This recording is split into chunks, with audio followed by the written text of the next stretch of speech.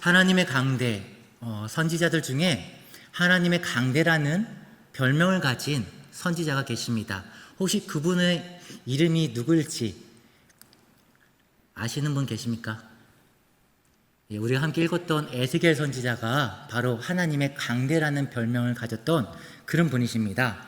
하나님한테 웃음을 주는 사람, 바로 에스겔 선지자였었는데, 이분이 오늘날로 보면 이제 행위예술가처럼 많은 기행적인 부분들을 했습니다. 그러면서 하나님 말씀을 전했는데, 어떠한 부분들을 이제 그렇게 행하셨는지 간략하게만 몇 가지만 잡아보자면, 하루는 이제 길거리에서 조그만 모형으로 예루살렘을 상징하는 모형을 딱 두고, 그리고 그 예루살렘이 공격을 당하는 그런 이제 모습을 연출을 합니다. 그런 모습을 보면서 다 큰 어른이 이제 이때가 되면은 이제 30살 때였죠. 이제 다 큰 어른이 막 이렇게 공격당하는 모습을 보여주고 하니까는 사람들이 좀 저 사람 뭐냐? 뭐 이렇게 보여질 수가 있는데, 그것은 예루살렘이 이제 포위가 당해서 공격을, 이렇게 핍박을, 환란을 당할 것이라는 이제 하나님의 말씀을 그렇게 모습으로 보여줬던 거죠. 그 외에도 자신의 그 머리카락과 수염을 다 깎고, 그리고 그 중에 이제 그걸 저울로 재가지고 상등분을 합니다. 그 중에 이제 3분의 1은 불에 태워버리고, 또 3분의 1은 사람들이 있는 곳 가운데 막 성문 저쪽 막 이렇게 이제 도시 곳곳에 돌아다니면서 막 날카로운 칼 갖다가 그 자신의 그 머리털과 수염 깎은 그 부분을 막 이렇게 칼질을 하는 것입니다. 사람들이 그걸 보면 뭐라고 말할까요? 여러분이 생각하기에 날카로운 칼 갖다가 자기의 머리카락을 막 자르고 이렇게 수염을 자르는 것 갖다가 막 이렇게 칼질을 해요. 그걸 보고 여러분은 어떤 생각을 들까요? 그쵸, 예, 맞습니다. 다른 사람도 에스겔 선지자의 그 모습을 보면서 저 사람 미친 사람이다. 그러니까 어떻게 해야 됩니까? 가까이 가면 안 되죠. 예, 그런 이제 퍼포먼스를 하는 겁니다. 그리고 또 3분의 1은 불에 태워 이렇게 바람이 날려버리게 하기도 하고, 또 작은 이제 털들을 모아가지고 옷자락에 쌓아가지고 그거를 불태워버리기도 하고, 이제 그렇게 합니다. 또 하루는 이제 대속죄일입니다. 대속죄일 날에는 이제 그때 그가 이스라엘의 그 죄를 짊어지는 그런 이제 퍼포먼스 연기를 보여줍니다. 그래서 390일 동안에는 왼쪽으로 누워서 자고, 또 40일 동안에는 오른쪽으로 누워가지고 잠을 자는 이제 그러한 이제 퍼포먼스를 이제 행하게 되는 거죠. 그 외에도 이제 우리가 함께 오늘 읽었던 본문 소똥으로 이제 부정한 떡을 구워가지고 먹게 하는 이제 그러한 그것을 이제 좀 이제 행하게 시킵니다. 그래서 이제 에스겔 선지자는 하나님이 하라고 했으니까 거기에 어떻게 합니까? 그대로 순종합니다. 여기서 중요한 게 무엇이냐면, 에스겔 선지자가 어떤 사람이었냐면, 여러분도 알다시피 레위의 그 지파로서 제사장의 직분을 이제 받고 20살부터 25살까지 레위의 그 가정을 훈련했던 사람입니다. 그러다가 이제 2차 포로 때 이제 잡혀와가지고 5년 동안 바벨론에서 이제 종의 노예의 그런 삶을 살았던 인물이었던 거죠. 그러니까 머리가 모자란 사람이 아니에요. 충분히 고등 교육을 받았었고, 충분히 이성적인 사고를 할 수 있는 사람이었던 거죠. 그러니까 내가 이 액션을 취하면 사람들이 나를 어떻게 볼 것이다라는 것을 알았을까요? 몰랐을까요? 알았던 사람이에요. 그런데 하나님이 그렇게 하라라고 했을 때 그가 어떻게 했다고요? 그대로 했다라는 거예요. 여러분, 우리가 한번 이거를 우리가 좀 와닿을 수 있도록 한번 예를 한번 들어볼게요. 지금 우리가 하나님 앞에 예배를 드리고 있는데 갑자기 하나님께서 여러분 한 사람 한 사람 가운데 영안을 열어주셨어요. 그래서 하나님이 이 자리 가운데 지금 함께 계시는 이 가운데 하나님을 보게 하셨어요. 하나님을 여러분 딱 보게 됐어요. 근데 하나님께서 여러분 가운데 음성을 들려주시는 거예요. 그 음성이 어떤 음성이냐? 인자야. 이제 에스겔에서는 인자라는 말을 많이 쓰시니까, 인자야, 내가 너를 세워 임박한 심판을 나의 백성들에게 경고하고자 하니까 너는 내일 해가 뜨는 순간 옷은 다 벗고 속옷만 입고 동쪽을 향해 뛰어가라. 이는 내가 대한민국의 그 타락과 그 내가 제약으로 인해서 곧 심판을 내려갖고 모두가 급하게 도망가게 될 것을 내가 보이고자 합니다. 라는 이 말씀을 하시는 거예요. 자, 그럼 이제 여러분이 이제 그 말씀을 이제 들으셨어요. 지금 여러분의 영혼을 열어서 하나님의 그 영광으로 어마어마한 그 영광에 압도돼가지고 내가 하나님의 그 말씀을 이제 들은 상태에서 이제 다음 날이 되었어요. 이제 새벽이 되었어요. 자, 그럼 이제 여러분은 어떻게 하시겠습니까? 속옷만 입고 나와서 동쪽을 향해서 뛰어가시겠습니까?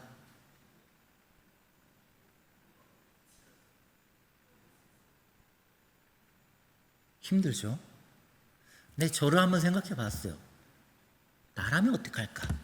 지금 이 질문에 대해서 여러분한테 묻기 전에 혼자 곰곰이 생각해 봤어요. 나라면 어떨까? 이 질문대로 내가 예배 가운데 하나님이 딱 나타나서 똑같이 대한민국에 임박한 그 진노를 내가 너를 통해서 사람들한테 알리기를 원하니까 너는 내일 새벽에 해가 뜨면 속옷만 입고 동쪽을 향해서 뛰어가라! 라고 얘기를 한다면 어떻게 할까? 하나님의 어마어마한 그 영광, 그 임재 가운데 두려워서 불순종하지 못할 것 같아요. 그 어마어마한 하나님의 임재 가운데 네, 아멘 할 것 같아요. 그런데 막상 이제 시간이 지나고 새벽이 점점 다가올 때쯤 되면은 한편으로 드는 인간적인 생각이 있죠. 그래서 아마 꾀를 낼 것 같아요. 우선 옷을 입고 나가죠. 해는 뜨지 않아요.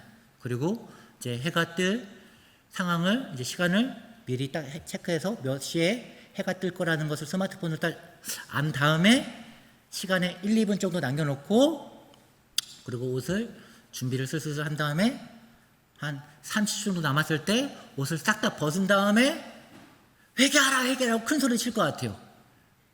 큰 소리 치고 해가 딱 뜨자마자 달릴 것 같아요. 그리고 아주 천천히 달리겠죠. 그리고 1, 2초 후에 아마 잡힐 겁니다. 왜냐?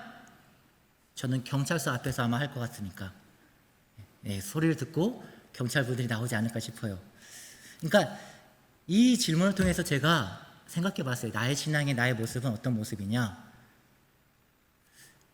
하나님의 말씀이 떨어지면 말씀을 지켜야 된다는 거, 순종해야 된다는 거 아니까 순종을 해야 되는데 한편으로는 자존감, 자존심, 그런 인간적인 어떤 이해득실 이런 부분들도 내 안에서 되게 많이 엉켜져 있구나 라는 것을 이 질문을 통해서 스스로 물어보면서 내 자신을 한번 이렇게 돌아보게 되었습니다.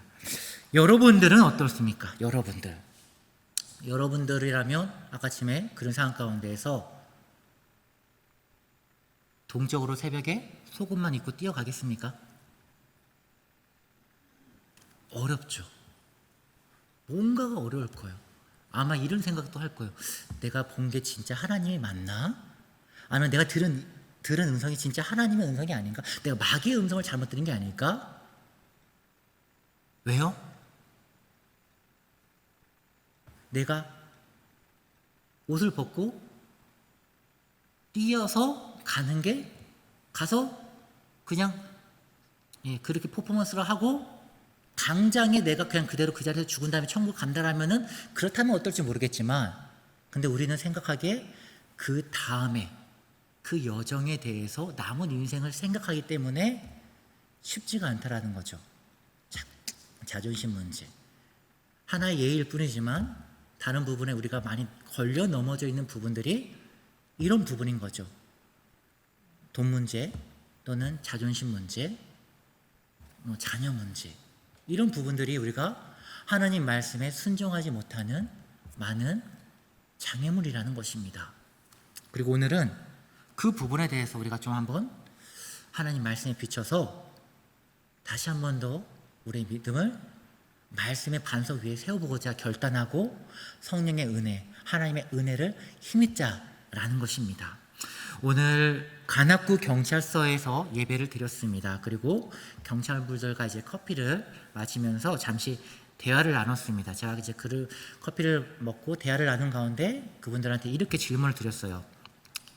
경찰 업무를 보시면서 신앙생활하는 가운데 어떤 부분이 가장 힘든 어떤 애로사항이 어떤 부분이 있으십니까? 이렇게 물어봤어요. 그러니까 이제 한 분이 경찰이라고 하는 게 다른 직종들보다 특별히 상하관계가 워낙 좀 이제 엄격하게 있어갖고 이제 명령이 떨어지면은 지시사항이 떨어지면은 다다다다 움직여야 하는 그런 구조가 있다라는 것이죠. 그래서 내가 하나님 말씀으로 알고 있는 그 신념과 그리고 업무의 그 지시사항에서 오는 그 지시사항과 부딪힘으로 말미암아 그 딜레마, 그게 좀 갈등이 좀 강력하게 좀 일어날 때들이 있다라는 거죠. 그래서 그것이 많이 힘들다라고 말씀을 했습니다.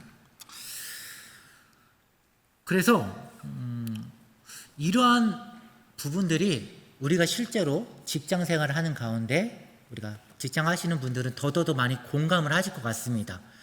업무의 지시사항이 떨어지면 하나님 말씀을 알지만 내 그 말씀 가운데 지키기가 업무의 지시사항과는 동떨어질 때가 많다는 거죠. 왜냐? 하나님 말씀의 우선시 사항은 신앙이에요. 하나님 말씀 자체의 믿음으로 신앙을 세워가는 게 하나님이 원하시는 우선 사항이죠. 근데 회사는 달라요. 회사의 우선 사항은 이윤 창출, 그러니까 돈을 최대한 많이 버는 게 회사의 목적인 거죠. 그러니까 충돌이 일어날 수밖에 없습니다. 그래서 말씀을 생각하면 당연히 죄송합니다. 제가 그렇게 할 수는 없습니다. 제가 하나님 믿는 사람으로서, 예수님을 믿는 사람으로서 그것은 저의 믿음의 신앙과 반대가 됩니다. 그래서 죄송하지만 제가 그런 지시사항은 따를 수가 없습니다. 라고 말을 해야 하지만 우리가 그렇게 하게 되면 얻게 될 그 피해들, 왕따 또는 이제 괴롭힘, 심하게는 태사 권유, 이런 것 때문에 우리가 실제로는 이제 신앙생활을 어떻게 합니까? 타협합니다. 그래서 회사에서는 회사법을, 교회에서는 교회법을 이렇게 이중생활을 하게 된다는 것이죠. 그리고 와서 우리가 하나님한테 어떻게 합니까? 기도할 때 하나님, 제가 교회에서 열심히 섬기겠습니다. 교회 예배도 열심히 잘 드리겠습니다. 그러니까 회사 생활할 때는 어떻게 합니까? 하나님께서 눈 감아 주시거나 아니면 내가 회사에서도 믿음 생활 잘할 수 있도록 그런 상황 자체를 하나님이 막아주시옵소서라고 하나님 앞에 타협을 합니다. 엄밀히 말하자면 이런 것은 믿음도 아니고 신앙도 아니고 무엇도 아닙니다. 예배는, 우리가 드리는 이 예배는 하나님께 어떤 타협을 하기 위한 그런 자리가 아닙니다. 예배라고 하는 것은 우리가 하나님 앞에 영광을 돌리고 하나님 앞에 감사를 드리는 우리가 할 수 있는 최대한의 고귀하고 하나님이 허락하신 축복의 방법입니다. 그 제사입니다. 그런데 우리는 그것을 하나님이 열어주신 그 은혜의 그 모습을 어떻게 하고 있습니까? 내 삶 가운데 어떤 내 필요한 것을 채우고자 하는 어떤 주술적인 그 모습으로 아버지 앞에 나아갈 때, 요구할 때가 너무나 많다라는 것이죠. 이런 신앙생활이 건강한 신앙생활이 될 수가 없습니다. 물론 어렸을 때 처음 시작할 때는 이렇게 시작하게 되어집니다. 내가 하나님을 모르기 때문에 아버지 앞에 구합니다. 그리고 우리가 신앙생활하는 가운데 하나님이 어떠한 하나님인지, 예수님이 어떠한 예수님이신지, 성령님이 어떠한 성령님이신지 말씀을 통해, 또한 기도를 통해 우리가 신앙생활, 섬김을 통해, 교회 생활을 통해, 공동체 활동을 통해서 배워가게 되어집니다. 그럼 우리의 배워감의 그 모습 따라 믿음도 성장해야 될 것입니다.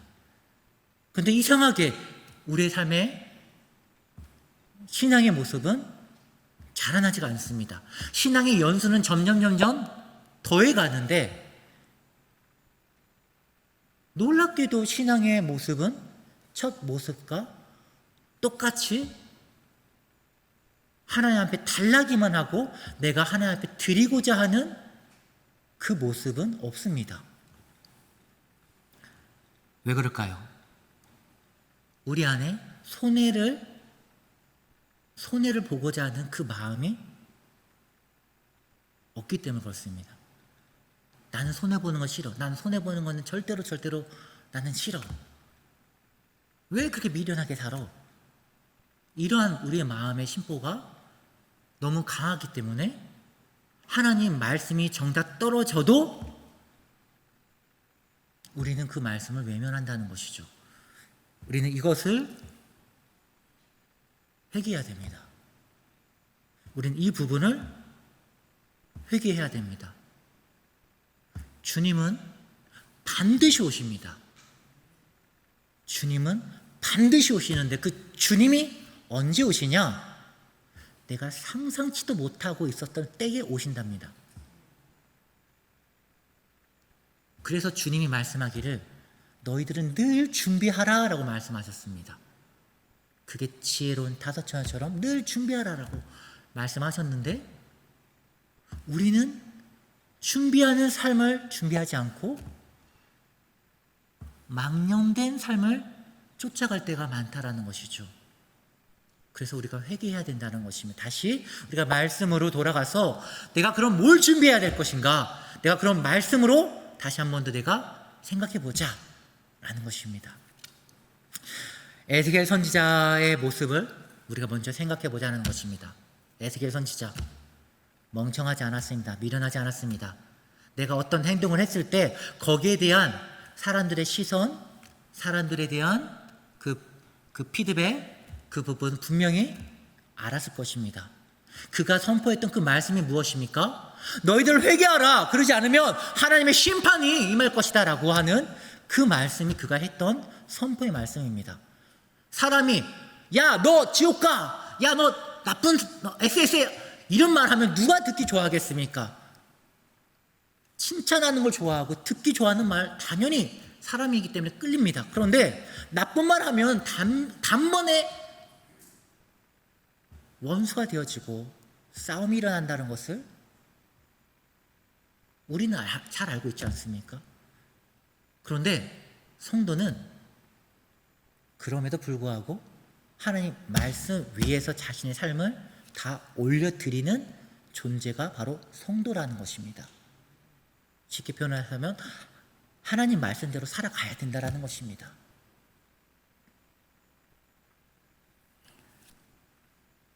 에스겔 선지자처럼 우리도 그래서 반성하자라는 것입니다. 미련해 보일지라도 하나님 말씀이면 아멘 하고 나아가야 된다는 것입니다. 엄밀히 말하자면 우리는 에스겔 선지자의 이 순종보다 우리가 살고 있는 이 시대, 지금 은혜의 시대, 우리가 더 좋은 순종할 수 있는 여건에서 살고 있습니다. 왜냐하면 우리는 우리 안에 어느 분이 계시죠? 성령님이 계십니다. 그런데 구약의 시대의 이 선지자분들은 성령님이 내주하는 그런 시대가 아니었습니다. 하나님의 사역을 할 때만 잠깐 성령의 기름 부은 역사가 있었던 그때에 살고 있었던 시대였습니다. 그런데 우리가 에스겔이라고 하는 그 이름 자체의 뜻만 놓고 봤을 때 그 뜻의 이름은 이겁니다. 여호와께서 강하게 하신다. 에스겔 뜻이 뭐라고요? 여호와께서 강하게 하신다. 그러니까 에스겔 선지자의 이러한 놀라운 순종의 모습들, 그것은 그 이면에 하나님께서 그를 붙잡아 주셔서 강하게 하셨기 때문에 그가 이런 사명을 감당할 수 있었을 것이라고 보여집니다. 그리고 우리에게도 동일하게 우리 안에 성령님께서 우리를 붙잡아 주시면 우리가 그 성령님의 도와주심으로 말미암아 우리가 맡긴 사명을 감당할 수 있습니다. 성령님께 도와주시면 우리가 하나님의 말씀을 순종할 수가 있습니다. 이것은 저의 말이 아닙니다. 우리 에스겔서 우리 36장 26절과 27절 말씀 함께 읽겠습니다. 시작. 또 새 영을 너희 속에 두고 새 마음을 너희에게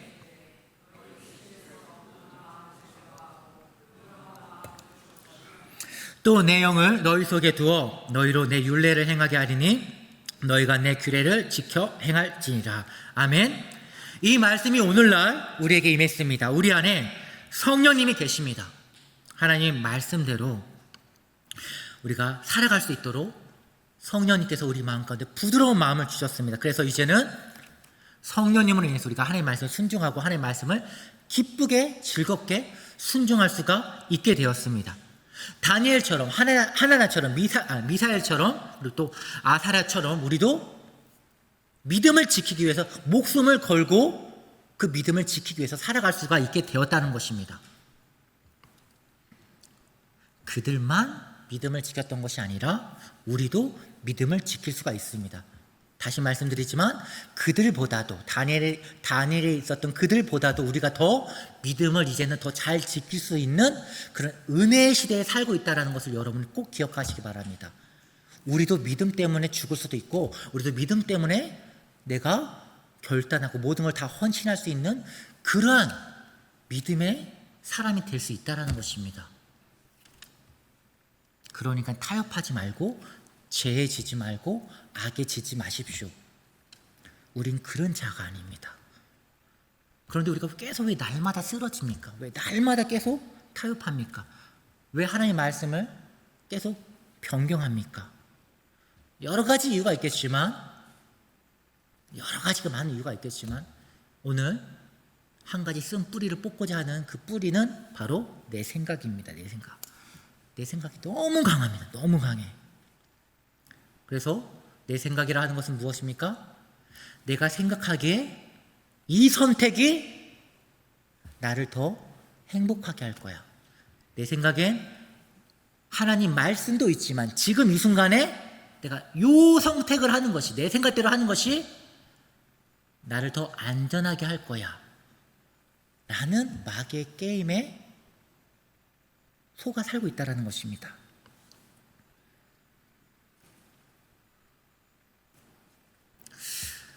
성경의 하나님은 전능하신 하나님입니다.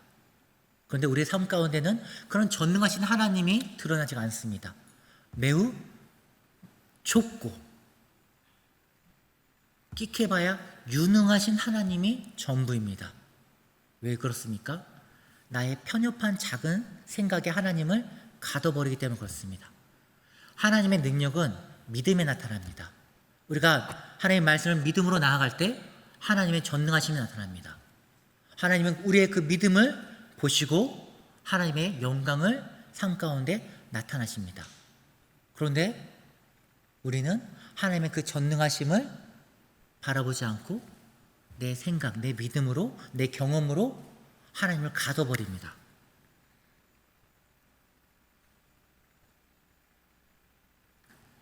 이것을 바꿔야 됩니다. 내 편협한 생각, 내 좁은 생각을 무한하신 하나님의 말씀 위에 세워야 됩니다. 오늘 이 시간 우리가 그러한 결단으로 나아가길 원합니다. 이렇게 나아갈 때 우리는 반드시 직면하게 되는 무서움이 있습니다. 예를 들자면 하나님은 내 것을 나눠주라라고 하십니까? 아니면 긁어 모아라고 하십니까? 그렇죠. 기회가 있을 때마다 네가 도울 수 있을 때 힘써 도와주라라고 합니다. 그러면 하나님께서 어떻게 한다고 하십니까? 차고 넘칠 때까지 부어주신다라고 약속을 하셨습니다. 이 말씀을 생각하고 그래? 그럼 나도 하나님의 말씀을 붙잡고 한번 해보자. 마음을 먹으면 어떤 일이 합니까? 도와야 되는 어려운 자가 눈에 보이게 되어집니다. 그리고 그때 마음 가운데 갈등이 생깁니다. 왜냐? 내 주머니에 1,000원짜리가 있다라면 참 기쁜 마음으로 순종할 텐데 때마침 그때 50,000원짜리가 한 장이 있습니다. 그쵸? 주여 나옵니다. 근데 그 5만 원짜리가 전부입니다. 내게도 전부입니다. 그때 눈에 아른아른 거리는 게 자녀들이 아른아른 거립니다. 이 갈등이 어떻게 됩니까? 우리의 믿음을 붙잡는다는 것입니다. 그래서 결론은 어떻게 됩니까? 도와줍니까? 아니면 안 돼, 내 자녀 먹여야 돼 하면서 걸로 갑니까? 이게 우리의 믿음이라는 것입니다. 그래놓고 우리가 어떻게 합니까? 마음이 불편하니까 내 자녀부터 챙기는 것이 맞지 라고 하면서 스스로 그렇게 타협을 합니다. 문제는 이게 한 번, 두 번, 세 번이 아니라 1년, 10년, 20년이 지나가니까 더 이상 거기에 대해서는 애당초 신경도 안 씁니다. 왜? 내가 옳아. 스스로 아예 합리화가 돼서, 이걸 다른 말로 하면 굳어져 버린 돌 같은 이 완악한 상태가 되었다라는 것입니다. 하나님께서 에스겔한테 이렇게 하라라고 퍼포먼스를 제시했을 때 한 가지 또 말씀했습니다. 저들은 너의 그 모습을 보고도 결코 회개한다, 회개하지 않는다, 회개하지 않을 것이다 라고 말합니다. 다시 말하자면 에스겔은 자신이 이렇게 표현을 해도 어느 누구도 돌아오지 않을 것이라는 것을 알았다는 것입니다. 그러니까 말 그대로 밑 빠진 독에 물 붓는다는 것을 알았지만 그럼에도 불구하고 그렇게 순종했다는 것입니다. 왜? 에스겔은 결과를 본 게 아니라 하나님을 보았기 때문에 그렇습니다. 하나님만 보았기 때문에 그 결과에 대해서 그는 신경 쓰지 않았다는 것입니다. 부럽지 않습니까? 에스겔의 이런 신앙의 모습 본받고 싶지 않습니까? 만약에 지금 나한테 그러한 소망이 없다라면, 여기에 대한 조금도 찔림이 없다라면 반드시 회개하십시오. 반드시 회개하십시오. 그렇다면 그분은 지금 예수님과 전혀 다른 곳에서 살고 있는 분이십니다. 전혀 찔림이 없다? 회개하십시오. 아니면 하나님의 심판이 놀랍게 무섭게 임하게 될 것입니다. 그런데 이스라엘 사람들은 그 말을 들었을 때 어떻게 했다고요? 회개하지 않았다고요. 여러분, 순종이라고 하는 그 부분이 내 생각에 가득 차 있으면 절대로 할 수가 없습니다.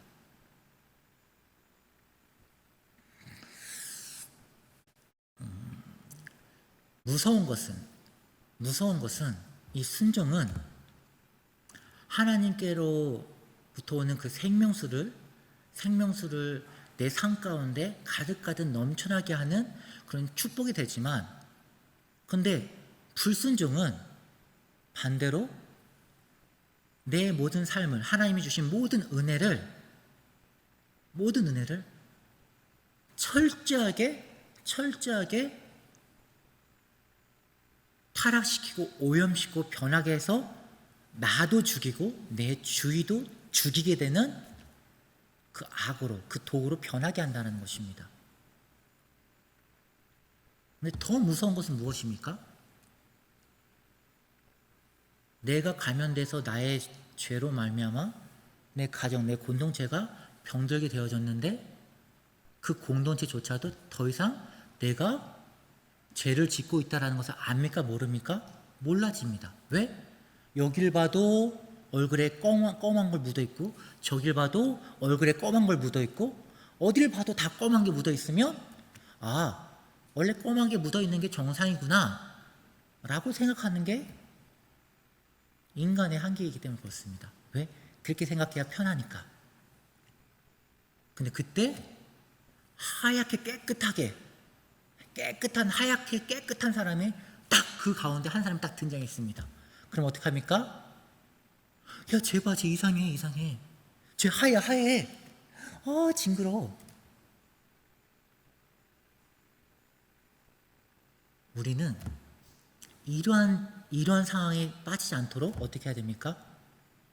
내가 검은 게 정상인지 아니면 하얀 게 정상인지 아니면 내가 검은 상태가 아닌지 날마다 하나님의 말씀으로 점검을 해야 된다는 것입니다. 그리고 그 중에 하나가 순종입니다. 순종. 내가 하나님의 말씀에 삶 가운데 순종하고 있는가, 삶 가운데 순종하지 않고 있는가, 이걸 돌아볼 필요가 있다는 것이죠. 우리가 사도 바울 얘기를 잠깐만 해보자면, 사도 바울이라고 하는 그 인물이 여러분 아시다시피 사도행전 보면은 16장에 그가 이제 원래는 아시아에 에베소로 가가지고 전도를 하기를 원했잖아요. 에베소에 가서 전도를 하기를 원했었는데 하나님께서 아니야 바울아, 내 뜻은 거기가 아니야.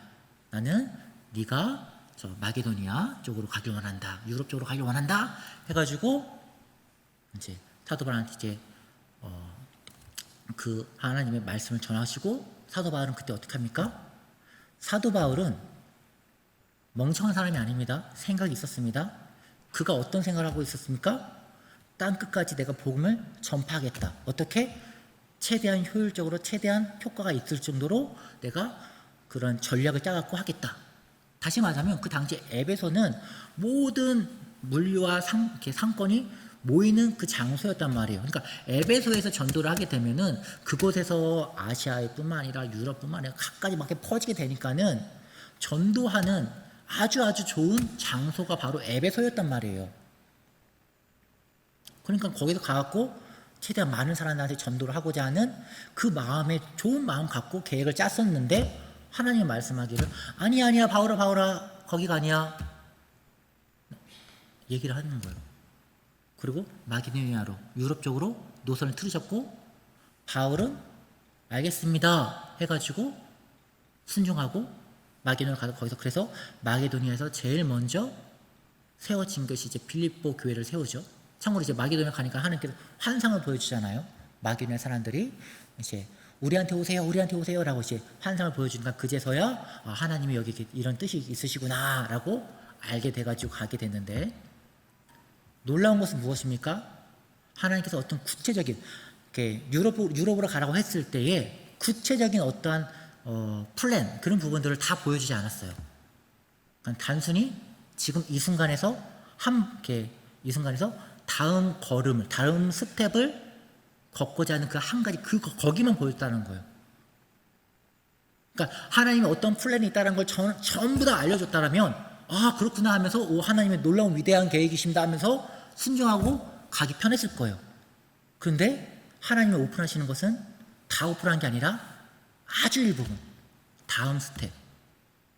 그러니까 바울의 입장에서 생각해 보자라면 최종적인 결론은 땅 끝까지 복음을 전파해야 되는 것이고, 그러려면 더 많은 사람들이 전파가 되기 위해서는 마게도니아가 아니라 에베소가 더 강하다는 말이라는 거죠. 예를 들자면 이런 거예요. 대한민국에 처음으로 선교사님이 왔어요. 그러면 선교사님이 이 대한민국에 복음을 전하기 위해서는 서울이라고 하는 곳에서 복음을 전하는 게 좋을까요? 아니면은 저기 울릉도에 가가지고 복음을 전하는 게 더 빠를까요? 그렇죠? 똑같은 케이스라는 거예요. 그래서 바울은 당연히 서울에서 이제 전도를 하길 원했는데, 그렇게 계획을 짰는데 하나님께서 아니야 너는 저기 울릉도로 가서, 거기 가서 독도에 가서 복음을 전해, 그게 내 계획이야 라고 말을 하는 거예요. 근데 그때 바울은 아멘하고 갔다라고요. 우리의 오늘 이런 영성을 우리 안에 있기를 바랍니다. 하나님께서 부어주시길 바랍니다. 아멘이 없으십니다. 예, 여러분,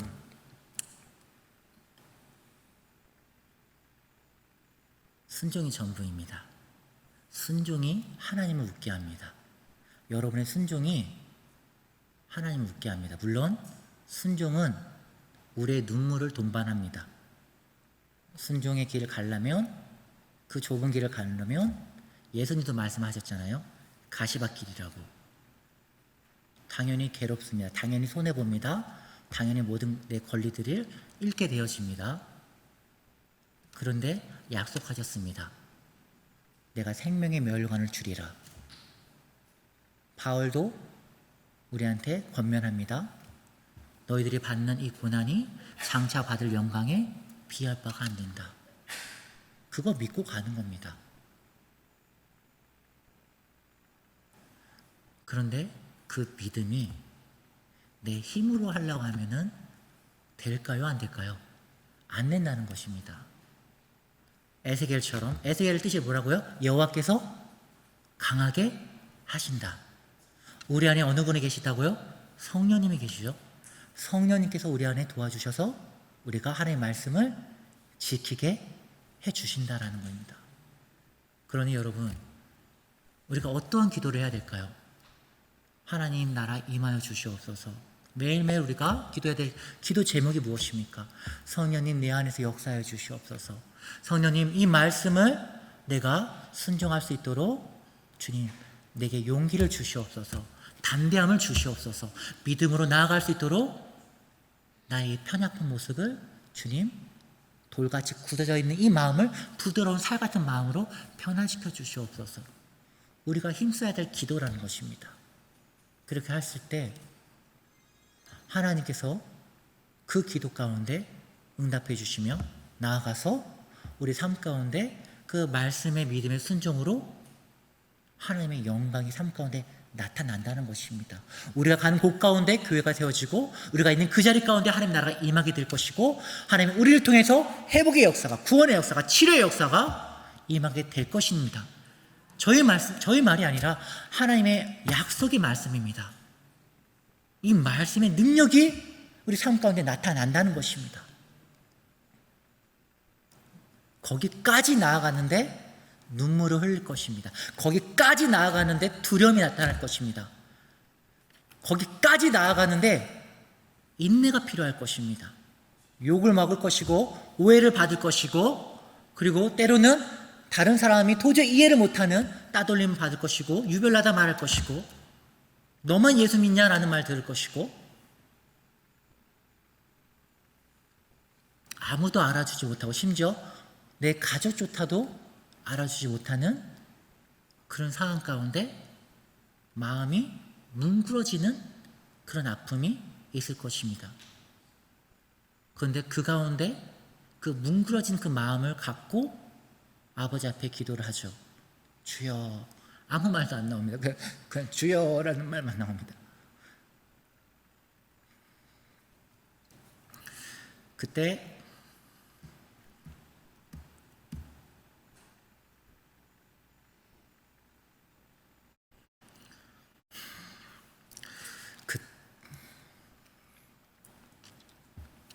죄송합니다.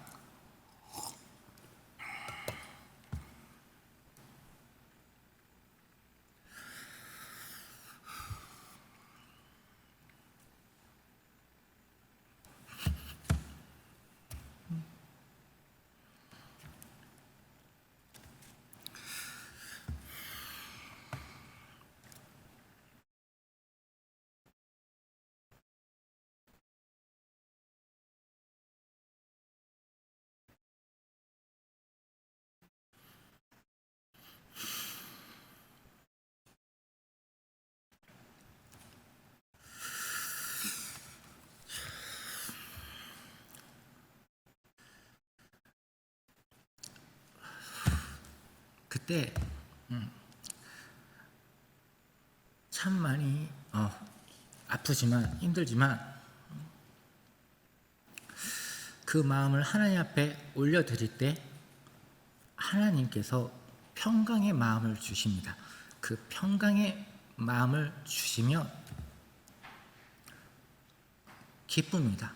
그리고 감사함으로 하나님 앞에 영광을 올려드립니다. 그 다음에 마음 가운데 오는 것은 더 이상의 두려움이 아니라 기쁨과 감사입니다. 그리고 놀랍게도 하나님이 역사하시는 것을 보게 되어집니다.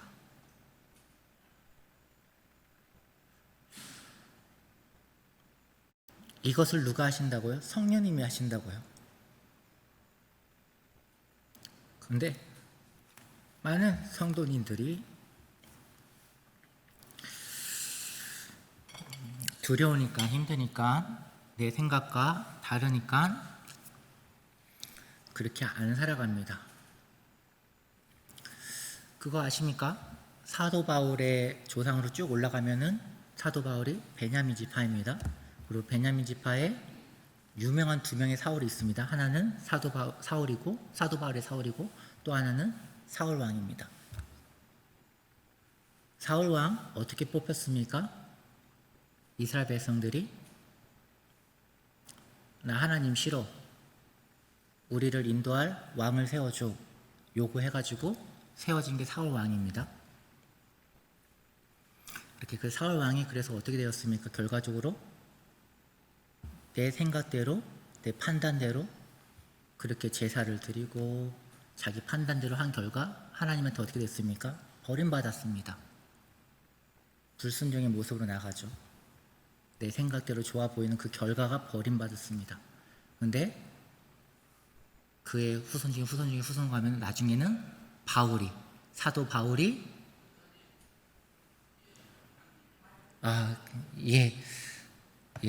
죄송합니다. 베냐민 지파에 유명한 사울이 두 명이 있습니다. 한 사람이 사도 바울이고요. 그리고 다른 사울은 우리가 알고 있는 사울 왕입니다. 근데 사도 바울은 다른 이름이 또 사울이잖아요. 그 사울은 하나님 말씀에 순종했던 인물이고, 반면에 사울 왕은 자기의 생각대로 제사를 드리고 자기의 생각대로 판단한 결과 하나님한테 버림을 받았습니다. 그러니까 순종이라고 하는 그 부분에 걸림돌은 내 생각입니다. 내 생각대로 살지 마시고요, 하나님 말씀대로 사시기 바랍니다. 그렇게 살아갈 때 하나님께서 평안 주시고, 하나님께서 함께 해주시고, 그리고 하나님께서 놀랍게 사랑해 주십니다. 그 사랑을 많이 누려서 우리 예수님을 많이 자랑하시는 저와 여러분이 되기를 소망합니다.